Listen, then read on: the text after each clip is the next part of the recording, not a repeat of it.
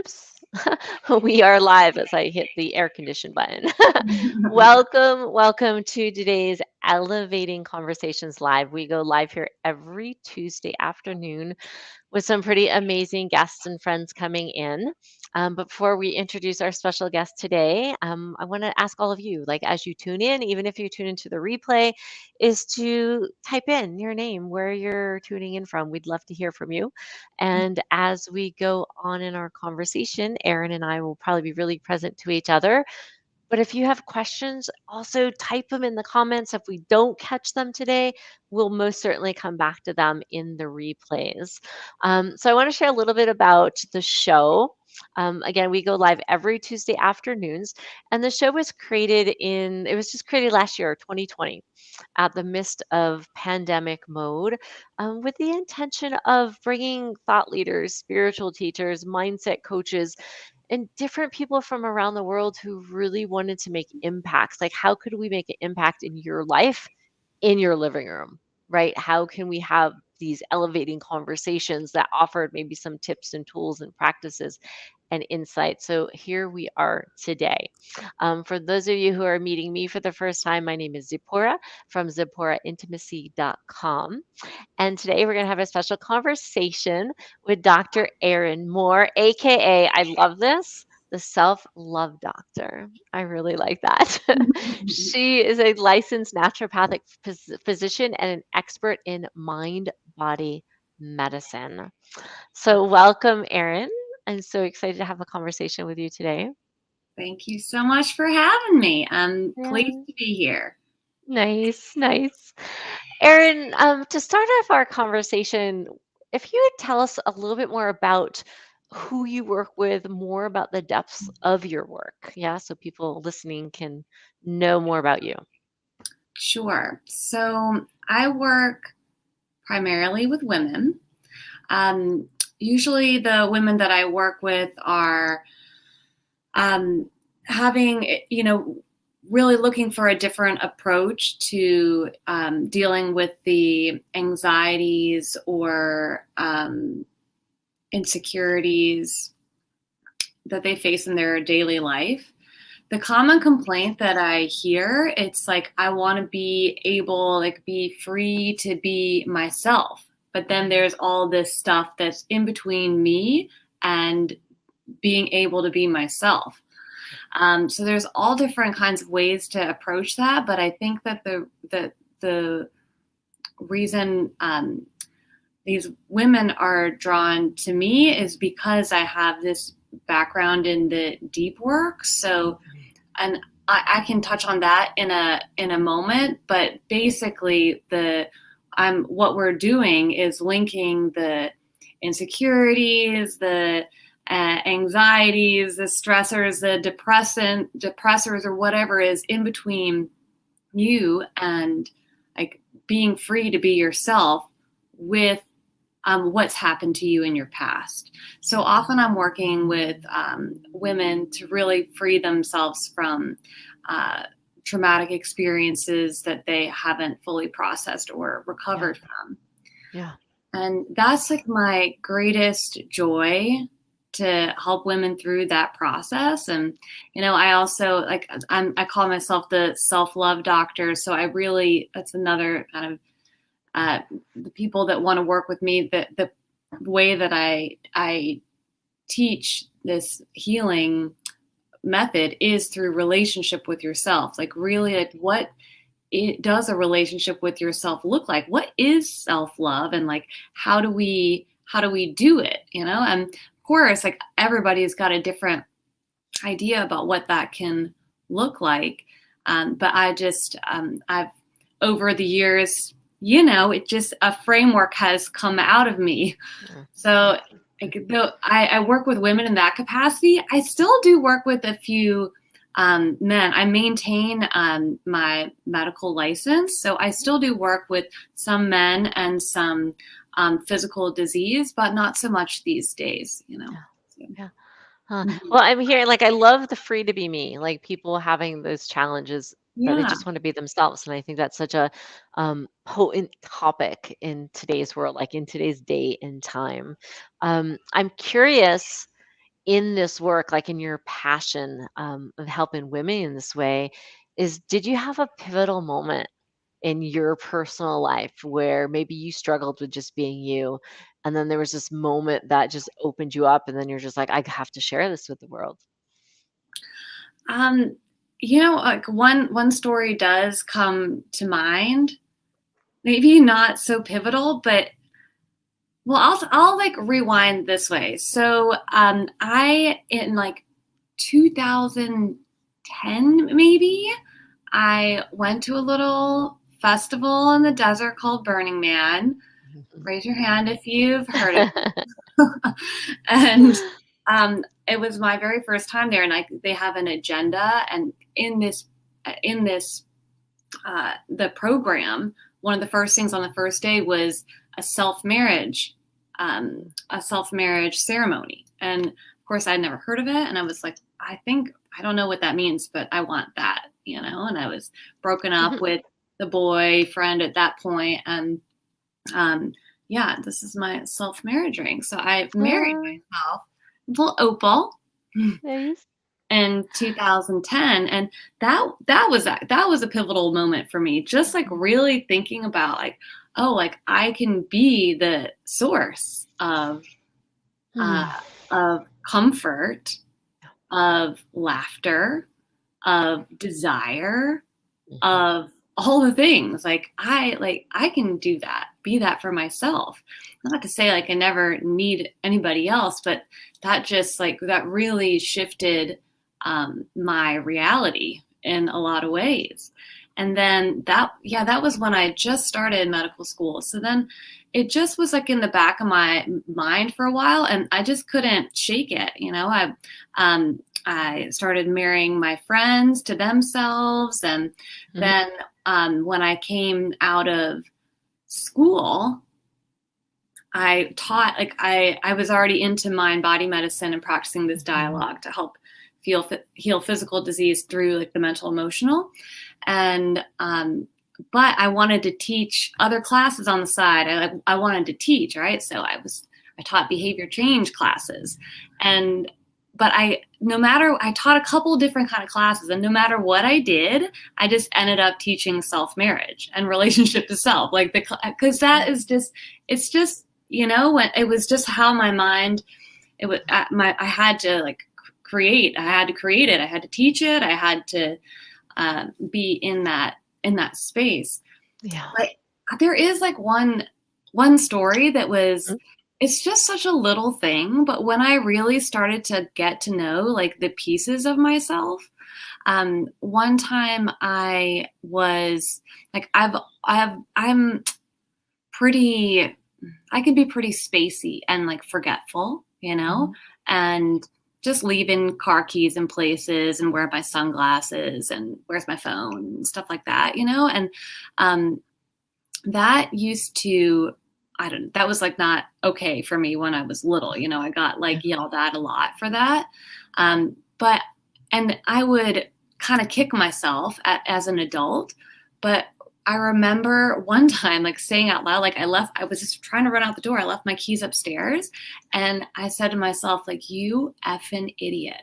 And it came out of my mouth, and I was like, oh my God, I can't believe I just said that to myself, Wow.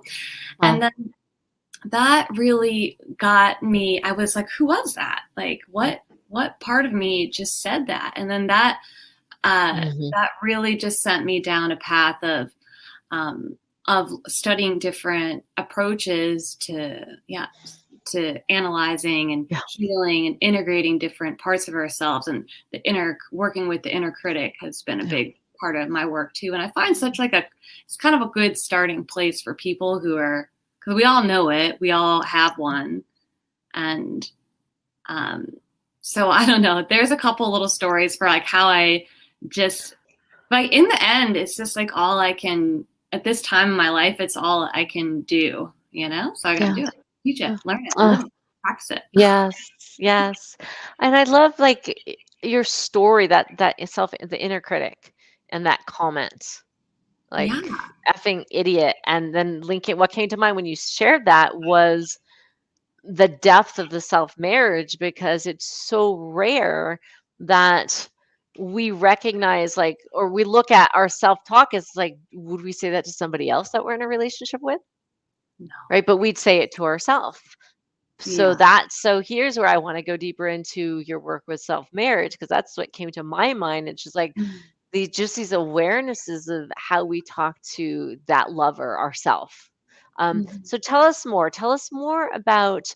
I want to dive into the self-marriage, and then I have another question directions I want to go into. But can you share us a little bit of an overview of what that offers to your clients, like taking them through this process of self-marriage? Mm. Okay, two kind of parts come to mind. Mhm. What I really, what I've come, like the analogy that I've come to use with my clients, and Sephora, you probably know, like many scholars and psychologists have studied the inner world for, and published on it and done really successful things. And so this is just kind of like my spin on, some of that work and, um, yeah, just my own flavor and from my own experience. But what I teach um, my clients is that they are the captain, right? And then all these like internal parts and pieces, the inner critic, the inner judge, the wounded inner child, um, the all the feminine archetypes. These are the parts of us that come out. These are like the crew members of our ship. And the body is the ship too.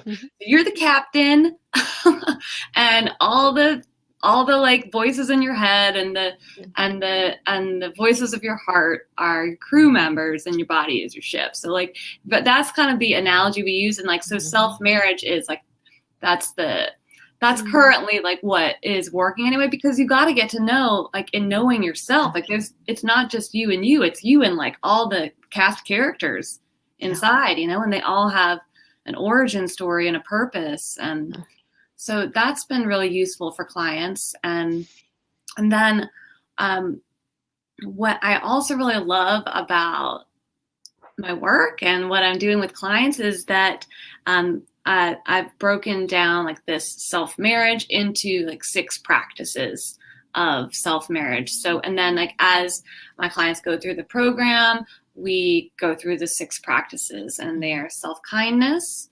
self-forgiveness, self-expression, self-protection, self-honesty, and self-trust. Yeah, and so I think that's really having that framework and those like pieces, because it can be like once you get inside the inner world, and it's like I just totally honor everybody's own the way that everyone experiences their inner world is so different, and the way they relate to themselves is so unique.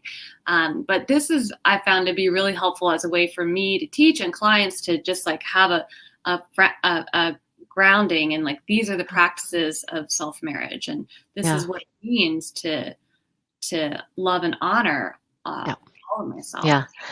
I love your story about the ship. Yeah.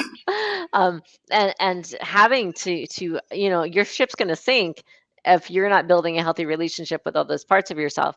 Yeah, In the work that I do, in my work we call them aspects.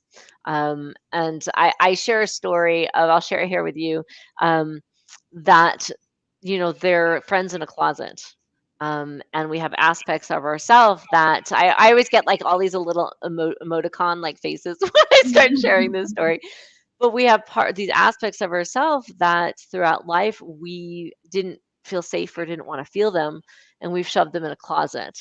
And can we imagine, right, if we shoved a friend in the closet, like what would they do? They would feel really unsafe. They'd feel scared. They'd either shut down or they'd be screaming right at the top of their lungs, pounding until we opened up the door. And that's why we don't feel safe, because it's part of us. And we have to open up that door and start to develop that relationship. So I so got the visual on the ship and and the different parts of the self. The importance of working together, such powerful work.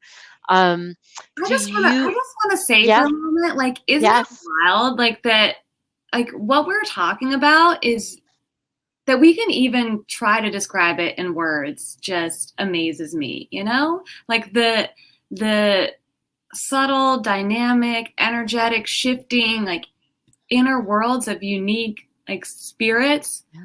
you know, that there is, that I think that's really cool. Anyway, that at this point in humanity that we have, that there is some kind of common language that that makes sense to people, Yeah. you know, for us to be able to like to be able to talk about it, because that thing, I think that's so important, because people just get lost inside themselves, and we can feel like we're totally insane and alone, and like, and I think I think it's really helpful to have different perspectives for people to say, oh, that resonates with me. Yeah, I can feel how my friend put him in the closet, or his crew members a little Riley.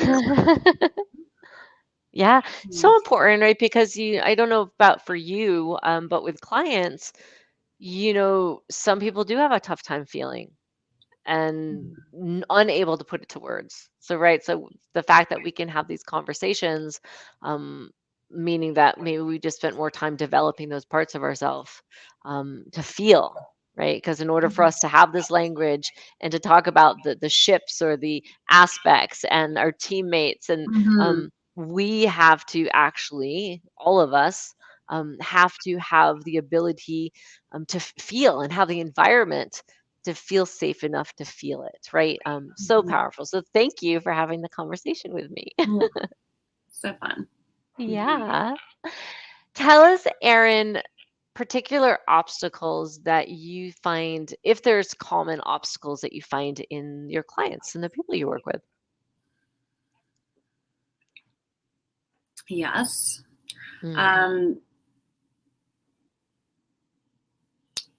I'm thinking now just like of recent conversations, and it's there, what stands out to me is just when there is common language used amongst people.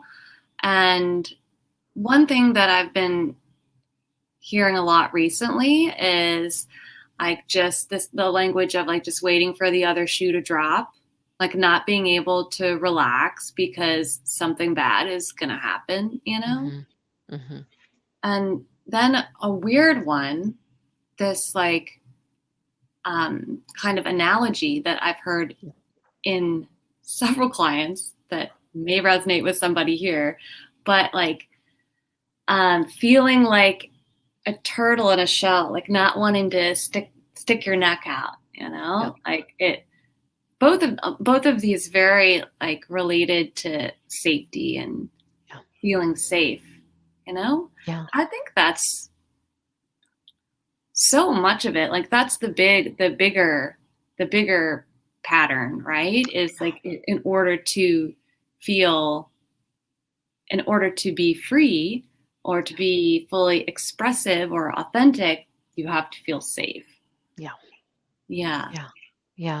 So when in your methodology, if that's what you call it, in your methodology, when someone is in this, I would define it as a frozen state. Is that how you would see that? That's what I'm hearing from what you're saying, is more frozen, like freeze response. Yeah. What would be some practices or your approach, if you had someone come to you, they're in this frozen state, in the shell, as you described. What are some practices? How would you approach that? Well, I'll tell you what, for every client, it's different, right? Like what is the origin of this feeling? For what reason do they feel this way? And in what way is that protecting them? So I just like my methodology is mostly in this way, and like getting to the real depths of it, and is getting in conversation and like a dialogue, getting to the bottom of it. But what I will say is like and maybe something good to, actually, I know something great to share with the people that are have joined us today, is self-kindness. Like this like, is such a foundational practice, and that is like this. Okay, so I have self-kindness is the first practice that I teach. And like we have to get solid on that before we go into other practices, right? And self-kindness, you can call it self-compassion. It's really how we can soothe to create this state of safety within ourselves, you know, more generally, like any human. So I have this practice that I call undercover kindness. And it's super simple, and maybe you guys have done something like it before, but it literally has been the most profound thing I've ever done in my life, and it takes no time. It's called undercover because nobody can tell that you're doing it, and kindness because it's just a practice of self-kindness. So okay, if I would tell us. I want to know about this undercover kindness. Yeah. So all right, the idea is you want to choose to do this every day during a mundane moment. It's like a practice, right? So I'll lay it out for you. I'll tell you how I came up with it. I mean, other teachers have taught this before, but how I put it together, I was working, and then you guys can, in your mind, think about how you're going to practice this for yourself. So I used to work this job that I hated, and I was like basically a robot. I'm sure in years to come, that job will be replaced by a robot. So very repetitive motions. So I don't know, you guys can think about chopping vegetables or driving to the store or folding laundry or whatever is repetitive in your daily life. So I had to just figure out a way to be okay to be there. I needed to work the job because I needed the money or whatever. So I had to be okay. So 3 parts of undercover kindness. They are breath, body, and words. Okay. So the first one is, so we're practicing self-kindness in all of these 3 aspects. So we got to do them all at the same time, but we'll layer them on. So the first one is just your breath. So as I'm out there, being a robot, I just imagined, as I had a teacher that said, imagine your breath is saturated in kindness, imbued with kindness. So that in itself, just awareness, oh yeah, I am a breathing human, and the breath is such a powerful anchor, right? So just focusing on the breath and imagining that it can reach to your sore back or your headache or your tension wherever, so just breathing for a moment. And then the second part is body, right? So in general, holding your body in a loving way. Mm-hmm. So for us, it might mean work, sitting up straight, working on a posture, or maybe it's getting a little cozy or whatever. But in that job, because that was so repetitive, I had to I had to tuck my hips a little bit and bend my knees and just make sure I didn't get the back pain and frozen shoulder everyone else was getting.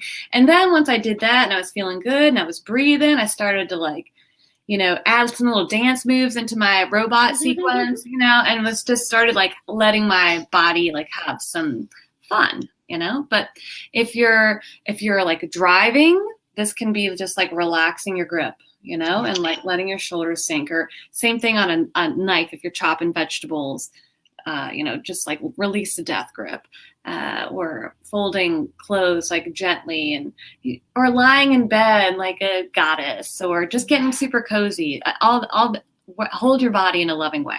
So we're breathing kindness, holding our body in a loving way. And then the third is words. So it's our internal dialogue, just starting to practice a kind internal dialogue. And this is really awkward at first. For people that don't have a habit of being kind to themselves, it's I love you, or it just feels so contrived and fake. And I just want to encourage you, when you do it the first times, it feels awkward, but just keep doing it. And really, I love you is a great place to start. Just simple like that. I love you. To yourself, I love you. And or even what might be easier than that is cheerleader vibes. You're doing a great job. I know this Yeah. is really hard. I'm really proud of you right now. This is one of those things I really like about you that you haven't given up yet. Or, oh, you gave it your best shot. Like being like just practicing a kind internal dialogue. Yeah. And that's it. Those three things: breathing, kindness, holding your body in a loving way, and practicing saying kind things to Yeah. yourself. I mean, I worked that job, like, you know, I had 10-hour days, and it's what made me kind to myself, Yeah. because I was just doing it all the time to like maintain my sanity and not quit that job. And then I just noticed one day my boss was yelling at me, and I was sitting back in the seat, and I was breathing, and I was like petting my leg, you know, and I was like, oh my God, I'm being nice to myself, and this Yes. with me, and I'm okay, Yeah. you know. Yeah. And Beautiful. So important. So yeah, important. I love this. I love just bringing attention to yourself, loving yourself. And everything that I got when you were sharing that was also just the physiological stuff. Your body's automatically going to start producing more oxytocin. The nervous system's going to calm. yeah, You're reframing neural pathways with your languaging. I love the way that you framed it. I love the packaging of what you just shared. Yeah, it's so I easy. It's the easiest thing, yeah and you just have to keep doing it. And honestly, I do it all the time now, and that's because yeah now I'm kind to myself, and it's yeah because of that little practice. yeah. Yeah. So important, and the I, repetition is so important, right? yeah. Yeah, absolutely. I have clients do what I call appreciation showers, and every time, say like during their day that they where they can notice, right, building the awareness first, but where they notice they critique themselves or say something negative about themselves or heavy about themselves, in that the moments that they catch it, instantly to reframe it and give themselves an appreciation. Like, Hmm. what do they appreciate about themselves in that moment? So they're gonna flip it, so they're actually, right, changing the neural pathways. So, Hmm. yeah, so pivotal. I love this. Yeah, I do too. It's so good. And so I would, anybody that's watching, we can have some accountability now. Like, say when you're going to do it, you Yeah, know, when yeah, you're washing dishes, washing your hands is a great yeah, one, you know, yeah, yeah. and So whether you're you will tuning change in your or to life. the replay, yeah, just Hmm. Erin just said, type in the comments Yeah. Put it in the when you're comments. gonna do it. Yeah, Yeah. absolutely. Yeah. Give Love it. some other people some inspiration. And it's like, you're already washing your hands anyway. May as well use like, it takes like 20 seconds, right? So you can be nice to yourself for 20 seconds, or at least you can practice. Promise if you do it, it'll work for you. It'll change your life. It's crazy. Simple. Yes, So, and it is. Life is about practicing, so it is practice. mhm. Yeah, yeah. Yeah. Erin, I have a question for you that I ask all my guests. Okay. Um, what does intimacy mean to you? Hmm. Um, Intimacy. Ooh, that's a really good question. You know, intimacy. I'm not going to ask too many clarifying questions. I'm going to just try to answer.